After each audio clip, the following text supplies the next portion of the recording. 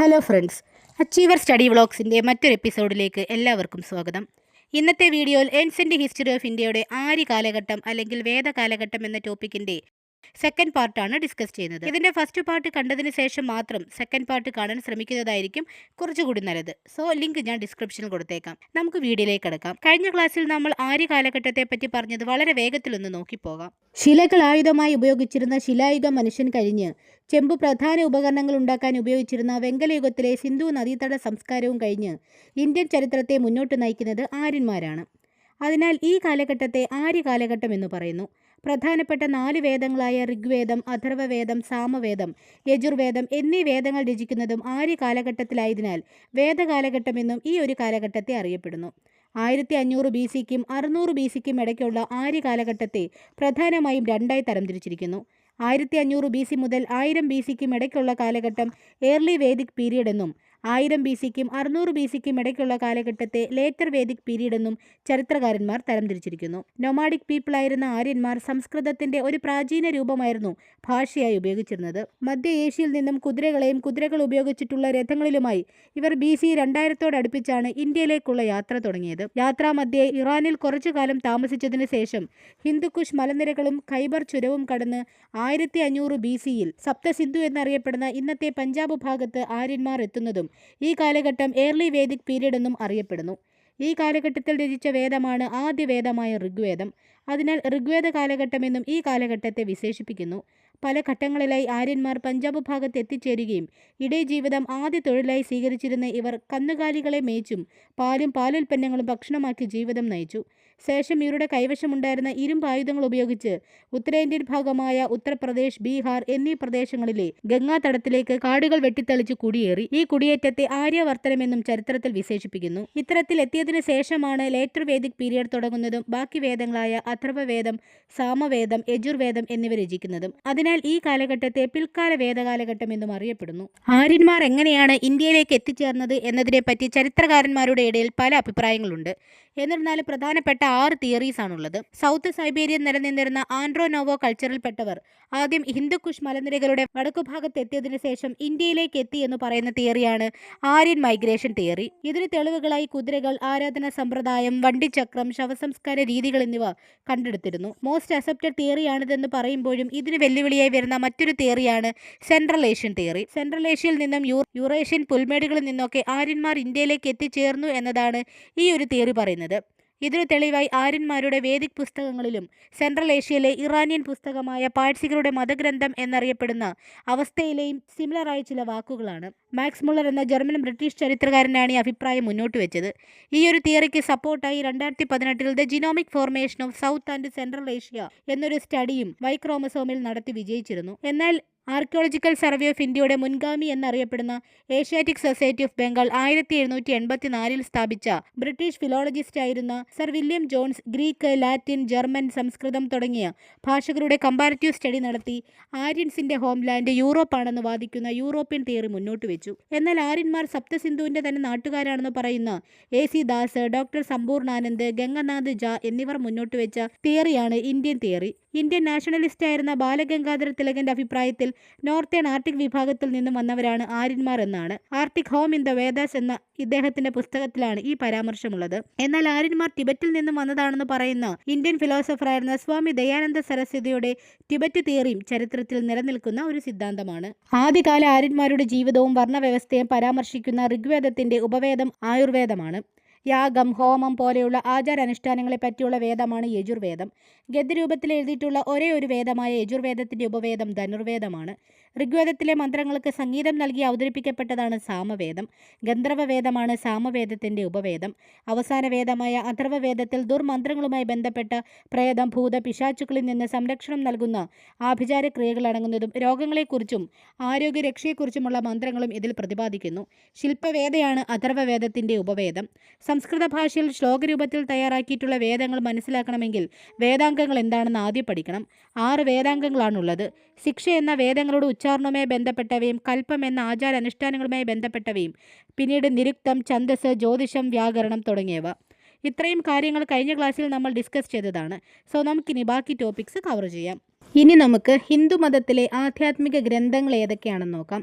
പ്രധാനമായും 2 സാഹിത്യ വിഭാഗങ്ങളായിട്ടാണ് ഹിന്ദുമതത്തിലെ ആധ്യാത്മിക ഗ്രന്ഥങ്ങളെ തരംതിരിച്ചിരിക്കുന്നത്. ഒന്ന് ശ്രുതിയും മറ്റൊന്ന് സ്മൃതിയും. എന്താണ് ശ്രുതിയും സ്മൃതിയും? ശ്രുതി എന്താണ് ഉദ്ദേശിക്കുന്നത്? പേര് സൂചിപ്പിക്കുന്ന പോലെ തന്നെ കേട്ടുകേൾവി അല്ലേ?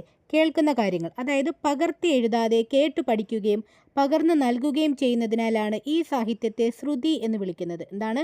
പകർത്തി എഴുതാതെ കേട്ടു പഠിക്കുകയും പകർന്നു നൽകുകയും ചെയ്യുന്നതിനാലാണ് ഈ സാഹിത്യത്തെ ശ്രുതി എന്ന് വിളിക്കുന്നത്. മെയിനായിട്ടും ഗുരുക്കന്മാർ വാമൊഴിയായി പറയുന്ന കാര്യങ്ങളും കഥകളും ഒരാളിൽ നിന്നും മറ്റൊരാളിലേക്ക് വാമൊഴിയായി തന്നെ പകർന്നു കൊടുക്കുന്നു. പിന്നീട് ഇത്തരം വിവരങ്ങൾ ക്രോഡീകരിച്ച് ഒരു പുസ്തക രൂപത്തിലാക്കി മാറ്റുന്ന ഗ്രന്ഥങ്ങളാണ് ശ്രുതി വിഭാഗത്തിൽ വരുന്നവ. അപ്പം എന്താണ് ശ്രുതി എന്ന് പറയുന്നത്? എന്താണ്? പേര് സൂചിപ്പിക്കുന്ന പോലെ തന്നെ നമ്മൾ കേട്ടു പഠിക്കുന്നതാണ്. അതായത് പകർത്തി എഴുതാതെ കേട്ടു പഠിക്കുകയും പകർന്നു നൽകുകയും ചെയ്യുന്നതിനാലാണ് ഈ സാഹിത്യത്തെ നമ്മൾ ശ്രുതി എന്ന് വിളിക്കുന്നത്. അതുപോലെ ഗുരുക്കന്മാരിൽ വാമൊഴിയായി കൈമാറി വരുന്ന ഒരു സാഹിത്യ വിഭാഗം കൂടിയാണ് ശ്രുതി എന്ന് പറയുന്നത്. അപ്പോൾ ഇവ പിന്നീട് ക്രോഡീകരിച്ച് ഒരു ഗ്രന്ഥമാക്കി മാറ്റുകയാണ് ചെയ്യാറ്.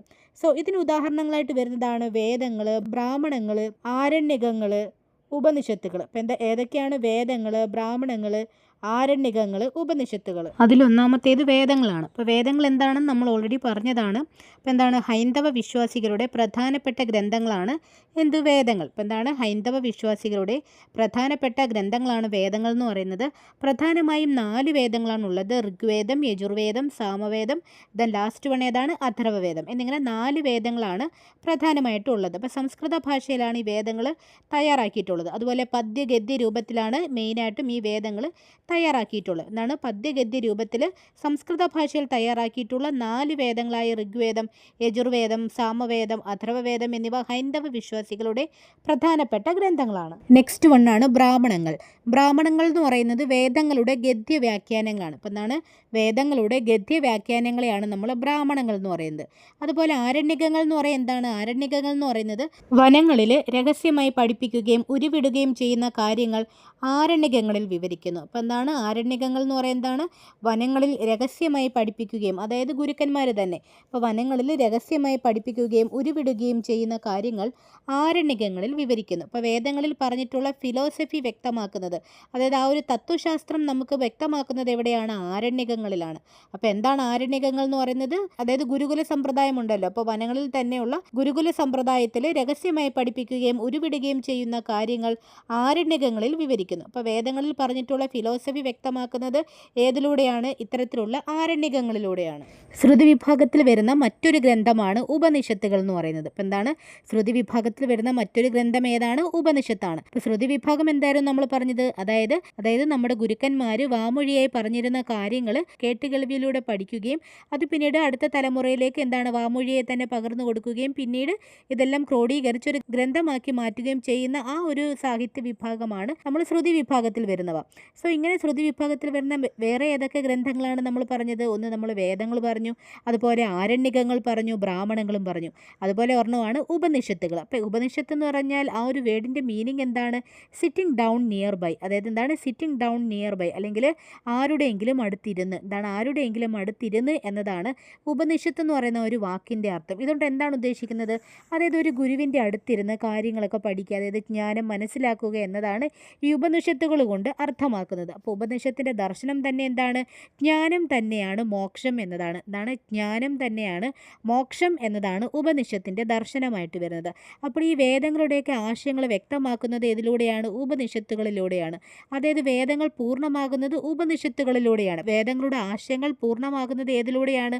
ഉപനിഷത്തുകളിലൂടെയാണെന്നുള്ള കാര്യവും കൂടി ഓർത്തിരിക്കാം. മറ്റൊന്ന് വേദങ്ങളുടെ അന്തമാണ്, അല്ലെങ്കിൽ വേദങ്ങളുടെ അവസാനമാണ് ഉപനിഷത്തുകൾ എന്നൊക്കെ നമ്മൾ പറയാറുണ്ട്. അപ്പോൾ അതാണ് ഉപനിഷത്തുകൾ എന്ന് പറയുന്നത് ഒരുപാട് സവിശേഷതകളുള്ളതാണ്. ഉപനിഷത്ത് എന്ന് പറയുമ്പം ഒറ്റ വാക്കിൽ നമുക്ക് എന്ത് പറയാം? ശ്രുതി വിഭാഗത്തിൽ വരുന്ന ഒരു ഗ്രന്ഥമാണ്. അതുപോലെ വേദങ്ങളുടെ ആശയങ്ങൾ മനസ്സിലാക്കണമെങ്കിൽ നമുക്ക് എന്ത് വേണം? ഉപനിഷത്തുകളും നമ്മൾ മനസ്സിലാക്കിയിരിക്കണം. അതുപോലെ വേദങ്ങളുടെ അന്തമാണ്, വേദങ്ങളുടെ അവസാനമാണ് എന്നൊക്കെ പറയുന്ന ഗ്രന്ഥം ഏതാണ്? ഉപനിഷത്താണ്. അതുകൊണ്ട് തന്നെ ഉപനിഷത്തുകളെ നമ്മൾ വേദാന്തങ്ങൾ എന്നും പറയും. എന്താണ് വേദാന്തങ്ങൾ എന്നും പറയും? ഉപനിഷത്തുകളെ നമ്മൾ വേദാന്തങ്ങൾ എന്ന് പറയും. ഇന്ത്യൻ തത്വചിന്തകളുടെ അല്ലെങ്കിൽ ഫിലോസഫിയുടെ അടിസ്ഥാനമാണ് ഉപനിഷത്തുകൾ എന്നും പറയാറുണ്ട്. അപ്പം എന്താണ്? ഇന്ത്യൻ തത്വചിന്തകളുടെ അല്ലെങ്കിൽ ഇന്ത്യൻ ഫിലോസഫിയുടെ അടിസ്ഥാനം എന്ന് പറയുന്നതും എന്ത് തന്നെയാണ്? ഉപനിഷത്തുകൾ തന്നെയാണ്.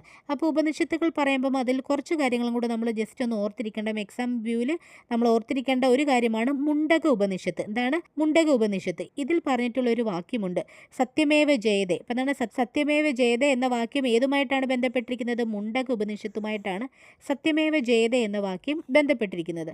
നെക്സ്റ്റ് വണ്ണാണ് ബൃഹദാരണ്യ ഉപനിഷത്ത്. എന്താണ് ബൃഹദാരണ്യക ഉപനിഷത്ത്? എന്താണ് ബൃഹദാരണ്യക ഉപനിഷത്ത് എന്ന് പറയുന്നത്?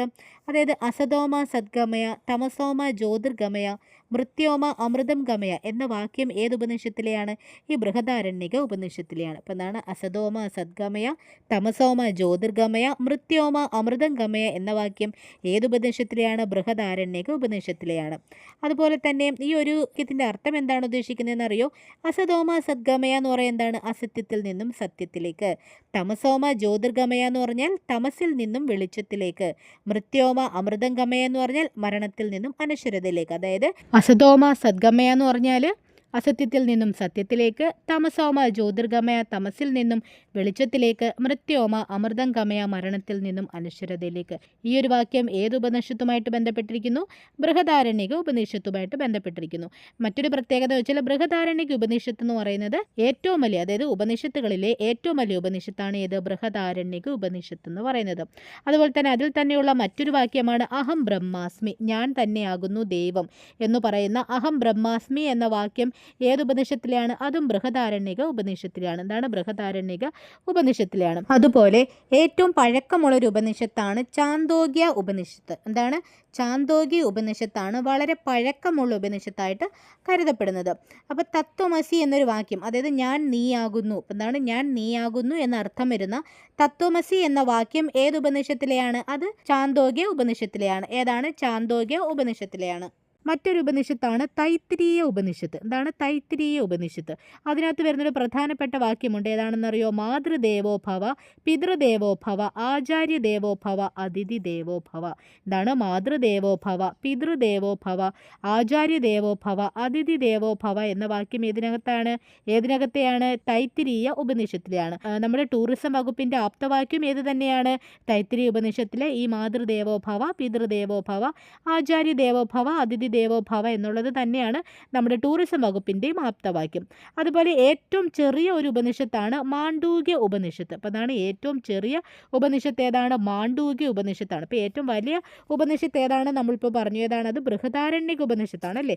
അതുപോലെ ഏറ്റവും ചെറിയ ഉപനിഷത്ത് ഏതാണ്? അത് മാണ്ഡൂക്യ ഉപനിഷത്താണ്. അപ്പോൾ അഥർവവേദത്തിൻ്റെ ഭാഗമാണ് ഈ മാണ്ഡൂക്യ ഉപനിഷത്ത് എന്ന് പറയുന്നത്. അപ്പോൾ അതുപോലെ നമ്മൾ പറഞ്ഞ 4 വേദങ്ങളില്ലേ, അപ്പോൾ ഈ 4 വേദങ്ങളിൽ ഒന്നായ അഥർവവേദം, അത് ഏറ്റവും അവസാനമായിട്ട് സൃഷ്ടിക്കപ്പെട്ട വേദമാണ് അഥർവവേദം.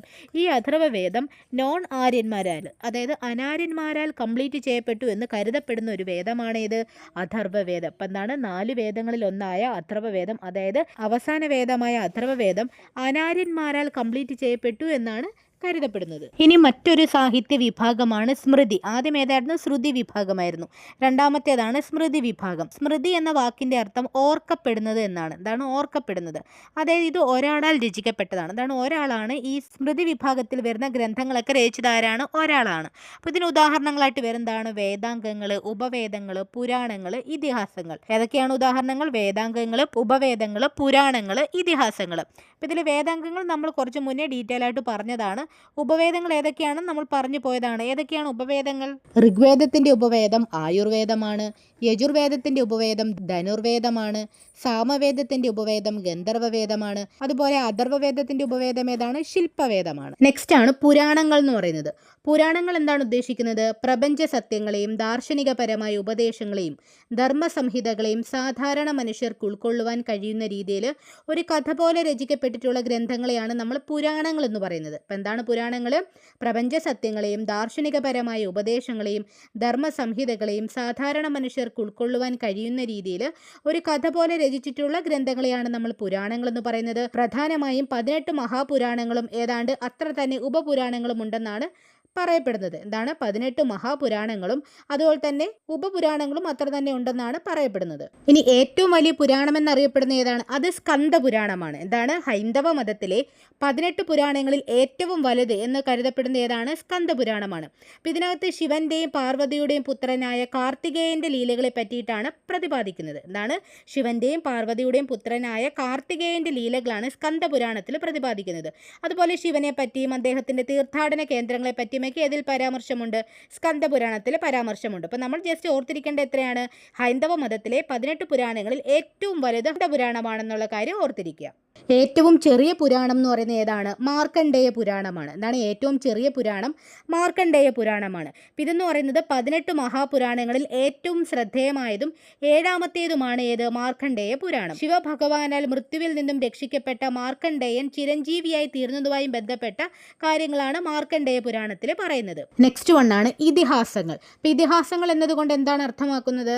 ധർമ്മം, അർത്ഥം, കാമം, മോക്ഷം എന്നിവ ഉപദേശിക്കുന്നതും കഥായുക്തവുമായ പൂർവ്വവൃത്തം എന്നാണ് ഇതിഹാസത്തിന്റെ നിർവചനം. അപ്പം എന്താണ് ഇതിഹാസം കൊണ്ട് ഉദ്ദേശിക്കുന്നത്? ധർമ്മം, അർത്ഥം, കാമം, മോക്ഷം എന്നിവയെ പറ്റിയുള്ള കാര്യങ്ങൾ ഒരു കഥാരൂപത്തിൽ ഉപദേശിക്കുന്നതിനെയാണ് നമ്മൾ ഇതിഹാസങ്ങൾ എന്ന് പറയുന്നത്.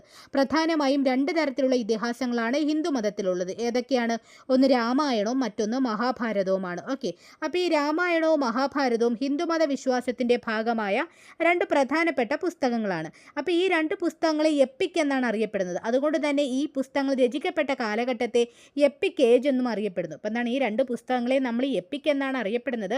അതുകൊണ്ട് ഇത് രചിക്കപ്പെട്ട കാലഘട്ടത്തെ നമ്മൾ എപ്പിക് ഏജ് എന്നാണ് പറയുന്നത്. ആദ്യം നമുക്ക് രാമായണത്തെ പറ്റി പറയാം. എന്താണ് രാമായണം കൊണ്ട് ഉദ്ദേശിക്കുന്നത്? ഭാരതത്തിന്റെ സംഭാവനയായ 2 ഇതിഹാസങ്ങളിൽ ഒന്നാണ് രാമായണം. എന്താണ്? ഭാരതത്തിന്റെ സംഭാവനയായ 2 ഇതിഹാസങ്ങളിൽ ഒന്നാണ് എന്ത്? രാമായണം. അപ്പോൾ രാമന്റെ യാത്രയാണ് മെയിനായിട്ടും ഇതിൽ പ്രതിപാദിച്ചിരിക്കുന്നത്. അപ്പോൾ സംസ്കൃതം ഭാഷയിൽ എഴുതിയിട്ടുള്ള ഈ രാമായണം സ്മൃതി വിഭാഗത്തിൽ പെടുന്ന ഒരു കൃതിയാണ്. എന്താണ്? സ്മൃതി വിഭാഗത്തിൽ പെടുന്ന ഒരു കൃതിയാണ് എന്ത്? രാമായണം എന്ന് പറയുന്നത്. ആദ്യ കാവ്യം എന്ന് പറയപ്പെടുന്നതും ഏത് തന്നെയാണ്? ഈ രാമായണമാണ്. ഏകദേശം 300 BC-ക്കും 200 AD കാലഘട്ടത്തിനും ഇടയിലാണ് രാമായണം എഴുതിയെന്നാണ് വിശ്വസിക്കുന്നത്. അപ്പം ഏകദേശം 300 BC-ക്കും 200 AD കാലഘട്ടത്തിനും ഇടയിലായിട്ടാണ് രാമായണം എഴുതിയിട്ടുള്ളതെന്നാണ് കരുതപ്പെടുന്നത്. അതുകൊണ്ടാണ് ഇത് ഒരാൾ എഴുതിയതല്ല, കാലാകാലങ്ങളായി എഴുതി വെച്ച ഭാഗങ്ങൾ കൂട്ടിച്ചേർത്തൊരു ഗ്രന്ഥമാണ് രാമായണം എന്നറിയപ്പെടുന്നത്. അപ്പോൾ എന്നിരുന്നാലും വാൽമീകി മഹർഷിയാണ് ഇത് എഴുതിയെന്നാണ് വിശ്വസിക്കപ്പെടുന്നത്. എന്താണ്?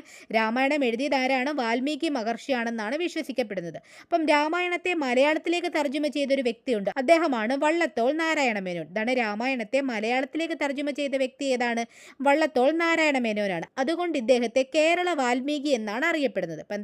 അപ്പം എന്താണ് രാമായണം കൊണ്ട് ഉദ്ദേശിക്കുന്നത്? ഭാരതത്തിന്റെ സംഭാവനയായ 2 ഇതിഹാസങ്ങളിൽ ഒന്നാണ് രാമായണം. രാമന്റെ യാത്രയാണ് ആ ഒരു കൃതിയിൽ മെയിനായിട്ടും ഉൾപ്പെടുത്തിയിട്ടുള്ളത്. അതുപോലെ സംസ്കൃതം ഭാഷയിൽ എഴുതിയിട്ടുള്ള ഈ ഒരു കൃതി സ്മൃതി വിഭാഗത്തിൽപ്പെടുന്ന ഒരു സാഹിത്യമാണ്. ഏകദേശം 300 BC-ക്കും 200 AD കാലഘട്ടത്തിനും ഇടയിലായി രാമായണം എഴുതിയത് എന്നാണ് പറയപ്പെടുന്നത്. ഇത് വാൽമീകി മഹർഷിയാണ് എഴുതിയതെന്നൊരു വിശ്വാസവുമുണ്ട്. അപ്പോൾ രാമായണത്തെ മലയാളത്തിലേക്ക് തർജ്ജമ ചെയ്ത വ്യക്തി വള്ളത്തോൾ നാരായണ മേനോനായതുകൊണ്ട് അദ്ദേഹത്തെ കേരള വാൽമീകി എന്നും അറിയപ്പെടുന്നു. നെക്സ്റ്റ് വണ്ണാണ് മഹാഭാരതം. അപ്പം മഹാഭാരതം എന്ന് പറയുന്നത് ഏറ്റവും വലിയ ഇതിഹാസം എന്നാണ് അറിയപ്പെടുന്നത്. അപ്പം അടുത്തൊരു ഇതിഹാസമാണ് മഹാഭാരതം. ഏറ്റവും വലിയ ഇതിഹാസം എന്നാണ് മഹാഭാരതത്തെ അറിയപ്പെടുന്നത്. ഏകദേശം 1,00,000 ശ്ലോകങ്ങളാണ് ഇതിൽ ഉൾപ്പെടുത്തിയിട്ടുള്ളത്. ഏകദേശം 1,00,000 ശ്ലോകങ്ങളാണ് മഹാഭാരതത്തിൽ ഉൾപ്പെടുത്തിയിട്ടുള്ളത്. അതുകൊണ്ട് തന്നെ നമ്മൾ മഹാഭാരതത്തെ ശതസഹസ്ര സംഹിത ശതസഹസ്ര സംഹിത എന്നാണ് അറിയപ്പെടുന്നത്. അപ്പം ജയസംഹിത എന്ന പേരിൽ അറിയപ്പെടുന്നുണ്ട്. അതുപോലെ 5th വേദ എന്നറിയപ്പെടുന്ന ഏത് തന്നെയാണ്? മഹാഭാരതമാണ്. അപ്പം മഹാഭാരതം 1,00,000 ശ്ലോകങ്ങളാണ് ഇതിൽ ഉൾപ്പെടുത്തിയിട്ടുള്ളത്. ആയതിനാൽ മഹാഭാരതത്തെ ശതസഹസ്ര സംഹിത എന്നാണ് അറിയപ്പെടുന്നത്. അപ്പം ജയസംഹിത എന്നും 5th വേദ എന്നറിയപ്പെടുന്നതും ഏത് തന്നെയാണ്? ഏത് ഇതിഹാസം തന്നെയാണ്? മഹാഭാരതം തന്നെയാണ്. അപ്പം സംസ്കൃത ഭാഷയിൽ തന്നെയാണ് മഹാഭാരതവും എഴുതിയിട്ടുള്ളത്. ഏകദേശം 500 BC-ക്കും 400 AD-ക്കും ഇടയിലുള്ള കാലഘട്ടം, അതായത് ഏകദേശം 900 വർഷം നീണ്ടുനിന്ന ഈ ഒരു കാലഘട്ടത്തിലാണ് ഈ മഹാഭാരതം എഴുതിയെന്നാണ് വിശ്വസിക്കപ്പെടുന്നത്. അതുകൊണ്ട് തന്നെ ഇത് ഒരാളല്ല എഴുതിയതെന്ന് നമുക്ക് മനസ്സിലാവും. എന്നിരുന്നാലും വ്യാസമഹർഷിയാണ് മഹാഭാരതം എഴുതിയെന്നാണ് വിശ്വസിക്കുന്നത്. വ്യാസമഹർഷിയാണ് മഹാഭാരതം എഴുതിയിരിക്കുന്നത് എന്നാണ് വിശ്വസിക്കപ്പെടുന്നത്. അപ്പോൾ ഈ മഹാഭാരതത്തെ മലയാളത്തിലേക്ക് തർജ്ജമ ചെയ്ത വ്യക്തി ആരാണ്? അത് കൊടുങ്ങല്ലൂർ കുഞ്ഞിക്കുട്ടൻ തമ്പുരാനാണ്. കൊടുങ്ങല്ലൂർ കുഞ്ഞിക്കുട്ടൻ തമ്പുരാനാണ് മഹാഭാരതത്തെ മലയാളത്തിലേക്ക് തർജ്ജമ ചെയ്തത്. അതുകൊണ്ട് തന്നെ നമ്മൾ ഇദ്ദേഹത്തെ കേരള വ്യാസൻ എന്നും അറിയപ്പെടുന്നു. അപ്പം കൊടുങ്ങല്ലൂർ കുഞ്ഞിക്കുട്ടൻ തമ്പുരാനെ കേരള വ്യാസൻ എന്നറിയപ്പെടാൻ കാരണം എന്താണ്? എന്താണ്? മഹാഭാരതത്തെ മലയാളത്തിലേക്ക് തർജ്ജമ ചെയ്ത വ്യക്തിയാണ് കൊടുങ്ങല്ലൂർ കുഞ്ഞിക്കുട്ടൻ തമ്പുരാൻ. അതുകൊണ്ടാണ് ഇദ്ദേഹത്തെ കേരള വ്യാസൻ എന്നറിയപ്പെടുന്നത്. ഈ മഹാഭാരതം മലയാളത്തിലേക്ക് തർജ്ജമ ചെയ്തു എന്ന് പറഞ്ഞല്ലോ, പക്ഷേ ഇത് അപൂർണമാണ്, പൂർണ്ണമായിട്ടും ഇത് തർജ്ജമ ചെയ്തിട്ടില്ല. ഓക്കെ, ഈ ഒരു കാര്യം കൂടെ ഓർത്തിരിക്കുക. ഓക്കെ, അപ്പോൾ ഇത്രയും പറയാൻ നമുക്ക് ജസ്റ്റ് ഒന്ന് റിവൈൻഡ് ചെയ്ത് നോക്കാം. എന്തൊക്കെയാണ്? ഹിന്ദു മതത്തിലെ ആധ്യാത്മിക ഗ്രന്ഥങ്ങളെ നമ്മൾ 2 സാഹിത്യ വിഭാഗങ്ങളായിട്ടാണ് തിരിച്ചിട്ടുള്ളത്. ഏതൊക്കെയാണ്? ശ്രുതിയും സ്മൃതിയും. ഏതൊക്കെയാണ്? ശ്രുതിയും സ്മൃതിയും. ശ്രുതി എന്ന് പറയുന്നത് എന്താണ്? ശ്രുതി എന്ന് പറയുന്നത് ആ പേരിൽ തന്നെയുണ്ട്, നമ്മൾ കേട്ട് കേൾവിയുള്ള കാര്യങ്ങളാണ്. നമ്മുടെ ഗുരുക്കന്മാരിൽ നിന്നൊക്കെ നമ്മൾ വാമൊഴിയായി കേട്ടുപഠിച്ച കാര്യങ്ങൾ വരും തലമുറയിലേക്ക് വാമൊഴിയായിട്ട് തന്നെ നമ്മൾ പകർന്നു കൊടുക്കുകയും പിന്നീട് എന്താണ് ക്രോഡീകരിച്ച് ഒരു ഗ്രന്ഥമാക്കി മാറ്റുകയുമാണ് ശ്രുതി എന്ന് പറയുന്ന ആ ഒരു സാഹിത്യ വിഭാഗത്തിൽ ചെയ്യുന്നത്. സോ അതിൻ്റെ അണ്ടറിൽ വരുന്ന ഗ്രന്ഥങ്ങൾ ഏതൊക്കെയാണ്? വേദങ്ങൾ, ബ്രാഹ്മണങ്ങൾ, ആരണ്യകങ്ങൾ, ഉപനിഷത്തുകൾ. 4 വേദങ്ങളുണ്ടെന്ന് പറഞ്ഞു. ഏതൊക്കെയാണ് 4 വേദങ്ങൾ? ഒന്ന് ഋഗ്വേദം, യജുർവേദം, സാമവേദം, അഥർവവേദം. ഋഗ്വേദത്തിൻ്റെ ഉപവേദം ഏതാണ്? ആയുർവേദമാണ്. യജുർവേദത്തിൻ്റെ ഉപവേദം ധനുർവേദമാണ്. സാമവേദത്തിൻ്റെ ഉപവേദം ഏതാണ്? ഗന്ധർവവേദമാണ്. അഥർവവേദത്തിൻ്റെ ഉപവേദം ശില്പവേദവുമാണ്. പിന്നീട് വരുന്നതാണ് ബ്രാഹ്മണങ്ങൾ എന്ന് പറഞ്ഞു. എന്താണ് ബ്രാഹ്മണങ്ങൾ കൊണ്ട് ഉദ്ദേശിക്കുന്നത്? അതായത് വേദങ്ങളുടെ ഗദ്യവ്യാഖ്യാനങ്ങളാണ് ബ്രാഹ്മണങ്ങളിനകത്ത് വരുന്നത്. അതുപോലെ ആരണ്യകങ്ങളിലും ഉപനിഷത്തുകളിലും വേദങ്ങളിൽ പറഞ്ഞിട്ടുള്ള ഫിലോസഫി വ്യക്തമാക്കുന്നതാണ്. ഓക്കെ, അപ്പോൾ ഈ ആരണ്യകങ്ങളിലൂടെയും ഉപനിഷത്തുകളിലൂടെയുമാണ് എന്ത് നമുക്ക് മനസ്സിലാക്കാൻ കഴിയുന്നത്? വേദങ്ങളുടെയൊക്കെ ഒരു അർത്ഥം അല്ലെങ്കിൽ അതിൻ്റെ ഒരു ഫിലോസഫി എന്താണെന്ന് നമുക്ക് കറക്റ്റായിട്ട് മനസ്സിലാക്കാൻ കഴിയുന്നത്. അതുപോലെ മറ്റൊരു സാഹിത്യ വിഭാഗമാണ് സ്മൃതി എന്ന് പറയുന്നത്. സ്മൃതി എന്ന് പറയുന്നത് ഓർക്കപ്പെടുന്നത് എന്നാണ് അർത്ഥം. അതായത് ഇത് ഒരാളാൽ രചിക്കപ്പെട്ട ഗ്രന്ഥമാണ്. ഇപ്പം സ്മൃതിയുടെ അണ്ടറിൽ വരുന്ന ഗ്രന്ഥങ്ങൾ ഏതൊക്കെയാണ്? വേദാംഗങ്ങൾ, ഉപവേദങ്ങൾ, പുരാണങ്ങൾ, ഇതിഹാസങ്ങൾ. ഇതിൽ വേദാംഗങ്ങൾ 6 വേദാംഗങ്ങളുണ്ട്. ഉപവേദങ്ങൾ നമ്മൾ ഓൾറെഡി പറഞ്ഞു, 4 ഉപവേദങ്ങൾ, 4 വേദങ്ങളുടെ 4 ഉപവേദങ്ങളും പറഞ്ഞു.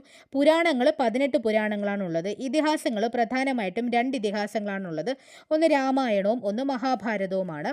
രാമായണം ആദ്യ കാവ്യം എന്നറിയപ്പെടുന്നു. മഹാഭാരതം എന്ന് പറയുന്നത് ഏറ്റവും വലിയ ഇതിഹാസമാണെന്നും ഓർത്തിരിക്കുക. സോ ഇത്രയും കാര്യങ്ങളാണ് ഈ ഒരു വീഡിയോയിൽ ഉൾപ്പെടുത്തിയിരിക്കുന്നത്. അടുത്ത വീഡിയോയിൽ നമുക്ക് ആര്യ കാലഘട്ടത്തിന്റെ 2 ഭാഗങ്ങൾ, അതായത് ആദ്യ ആര്യ കാലഘട്ടവും പിൽക്കാല ആര്യ കാലഘട്ടം, 2 കാലഘട്ടത്തെ പറ്റി നമുക്കിനി നെക്സ്റ്റ് വീഡിയോയിൽ പഠിക്കാം. അപ്പോൾ വീഡിയോ ഇൻട്രസ്റ്റിംഗും ഇൻഫോർമേറ്റീവുമായി തോന്നിയിട്ടുണ്ടെങ്കിൽ ലൈക്ക് ചെയ്യാനും സബ്സ്ക്രൈബ് ചെയ്യാനും മറ്റു കൂട്ടുകാർക്കായി ഷെയർ ചെയ്യാനും മറക്കരുത്.